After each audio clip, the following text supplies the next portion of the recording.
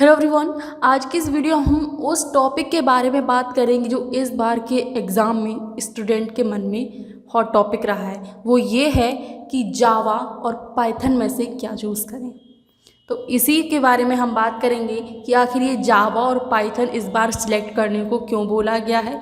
इसका पूरा हम समझेंगे क्या ये है, ठीक है।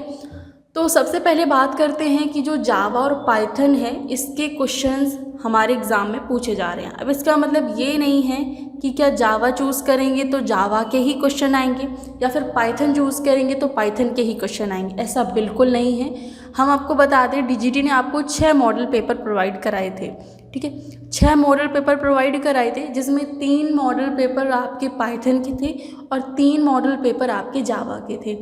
3 मॉडल पेपर जावा के, 3 पाइथन के थे। तो आपके मन में कन्फ्यूज़न ना हो इसलिए मैंने केवल 3 मॉडल पेपर, 3 सेट जो थे वही आपको सॉल्व कराए थे, वही उन्हीं क्वेश्चंस की मैराथन लाई थी मैं, पाइथन की नहीं लाई थी। क्योंकि अगर पाइथन की भी ला देते तो आप कंफ्यूज हो जाते कि जावा का करें कि पाइथन का करें, फिर आप एग्ज़ाम टाइम में कंफ्यूज हो जाते कि हम पाइथन चूज़ करें या फिर जावा चूज़ करें। इसलिए मैंने आपको स्टार्टिंग में ही बोल दिया था कि आपको जावा मैं पढ़ा रही हूँ, जावा चूज़ करना है, वही आपके एग्ज़ाम में बिल्कुल कॉपी टू कॉपी क्वेश्चंस आएंगे। पाइथन मैंने नहीं करवाया था। अब जिन बच्चों ने पाइथन चूज़ किया है या फिर जावा चूज़ किया है वो साइड में रखें। अब बात करते हैं कि क्या क्वेश्चन इनके बिल्कुल डिफरेंट हैं। जावा या पाइथन के जो क्वेश्चन है क्या वो बिल्कुल डिफरेंट है? ऐसा बिल्कुल नहीं है। पाइथन के आप तीनों सेट खोल कर देखेंगे, एम्प्लॉयबिलिटी स्किल बिल्कुल कॉमन है सभी में, चाहे पाइथन का सेट ले लो चाहे जावा का सेट ले लो, क्वेश्चन सेम है। अब बात करते हैं जो थ्योरी के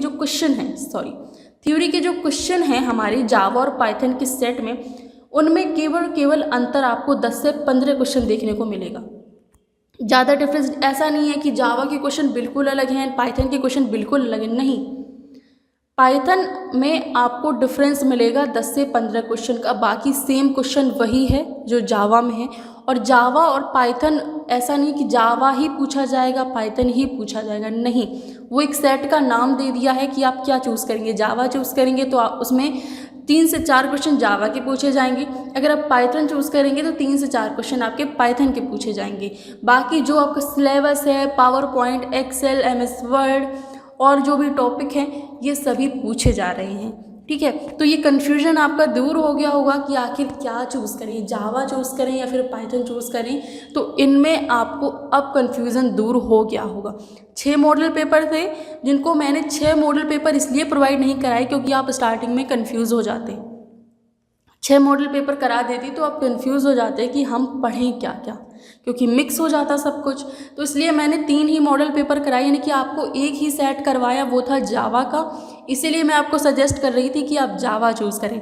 बाकी अगर पाइथन चूज़ हो जाता है या फिर कर लेते हो तो कोई बड़ी बात नहीं है। जावा जैसे ही क्वेश्चन है, जैसे जिस तरीके से क्वेश्चन जावा के सेट में है उसी तरीके के क्वेश्चन पाइथन के सेट में है। लेकिन पाइथन के कुछ क्वेश्चन आप सेट देखोगे तो पाइथन में कुछ क्वेश्चन आपको डिफरेंट मिलेंगे, 10 से 15 क्वेश्चन।